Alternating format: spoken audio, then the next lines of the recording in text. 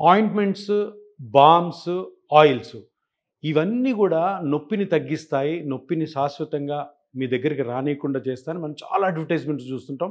ప్రతి ఒక్కరు గూడాను ఇవి అప్లై చేసుకోవడం, ఇవి రాసుకోవడం చాలా ఈజీ కాబట్టి అందరూ గూడా నొప్పిని ఈ బామ్స్, ఆయింట్మెంట్స్, ఆయిల్స్‌తో తగ్గించుకోవాలనుకోవడము మన ప్రపంచంలో మొత్తం జరుగుతానుంది. కానీ దీంట్లో ఉన్న ఒక సీక్రెట్ ఏంటంటే ఈ ఆయింట్మెంట్లు గానీ, బాములు గానీ, ఆయిల్స్ కానీ అవి మీరు స్కిన్ మీద అప్లై చేయడం ద్వారా టెంపరరీ రిలీఫ్ వస్తే రావచ్చు, లేకపోతే లేకపోవచ్చు.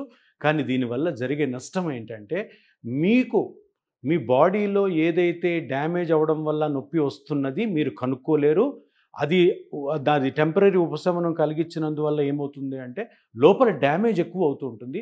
ఆ డ్యామేజు మనం కనుక్కోకుండా దాన్ని ఆపలేదు కనుక ఫ్యూచర్‌లో మీ మోకాలు గానీ, నడుము గానీ, షోల్డర్ గానీ ఎక్కువ దెబ్బతింటాయి. అందుకనే ఈ బామ్స్, ఆయింట్మెంట్స్ జోలికి పోకుండా వెంటనే ఏ పార్ట్‌లో అయితే నొప్పొచ్చిందో దాని మూల కారణం కనుక్కొని దానికి ఆపరేషన్ రహితమైన ట్రీట్మెంట్లు ఎన్నో ఉన్నాయి. అటువంటిలో ఒక ట్రీట్మెంటే ప్లాస్మా థెరపీ.